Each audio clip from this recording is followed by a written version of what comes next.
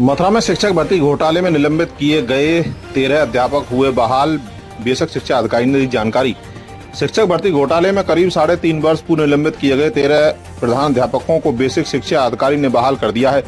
निलंबित किए गए 73 प्रधान अध्यापकों को पहले ही बहाल किया जा चुका है।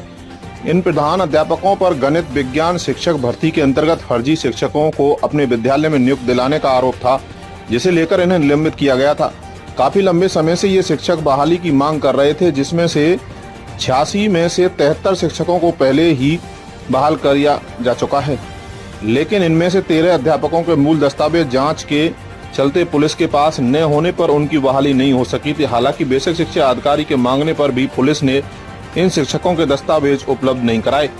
पुलिस का कहना है कि न्यायालय में मामला चलने के कारण मूल दस्तावेज उपलब्ध नहीं कराए जा सकते। इसके लिए चलते बेसिक शिक्षा अधिकारी ने इन शिक्षकों के सर्टिफिकेट लेकर उन्हें सशक्त बहाल कर दिया है। बेसिक शिक्षा अधिकारी का कहना है कि इनके मूल दस्तावेजों में यदि कोई कमी पाई जाएगी तो इनकी बहालीकरण स्वतः निरस्त हो जाएगी।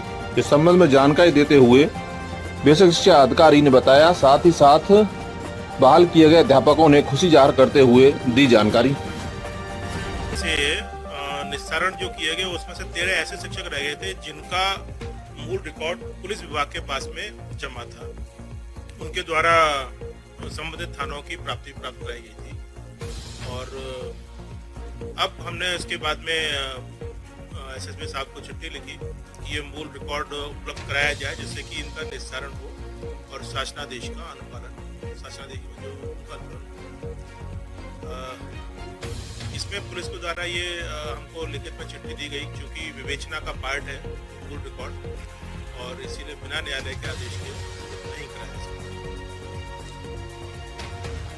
अब उस आधार पे हमने समिति बनाई। समिति के द्वारा एफिडेविट के आधार पर यदि मूल रिकॉर्ड मिलने में कभी भी कोई इस तरह की त्रुटि या कोई संभावना निकल जाती है और समिति से जांच समिति बना के विधिवत करके और बहाली का जो आदेश है वो सशर्त दिया गया।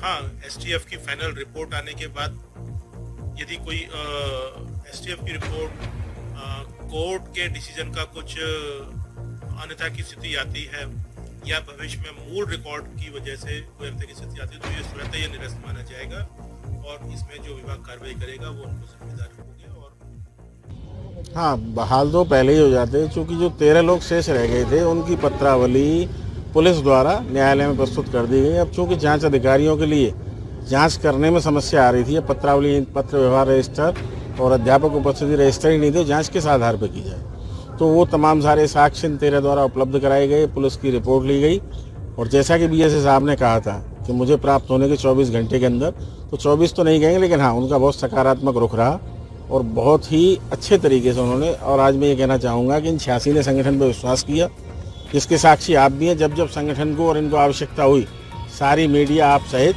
समय समय पर उपस्थित रहती रही और इनकी सही बात को रखती रही अपने पटल से, जो कि ये निर्दोष थे। इन्होंने एक विभागीय आदेश की, जनपद स्तरीय आदेश की कॉम्प्लायंस की थी जो व्यवहार में थी। कोई भी ऐसा आदेश छाया प्रति या मूल प्रति जाती थी और हेडमास्टर या इंचार्ज हेडमास्टर उसकी कॉम्प्लायंस कर देता था, तो सामान्य वे में इन्होंने उसकी कॉम्प्लायंस की और उसी का खामियाजा इनको भुगतना पड़ा। इस बात को आपके द्वारा भी बार बार उठाए जाने से उसको बल मिला और ये अपने आप को इस बात को साबित करने में कामयाब हुए कि हाँ, हम निर्दोष थे। और बीएसए साहब ने और कार्यालय ने, एसटीएफ ने, विभाग, शासन ने, सबने इस बात को माना और कंसीडर किया कि इनका कोई दोष नहीं था।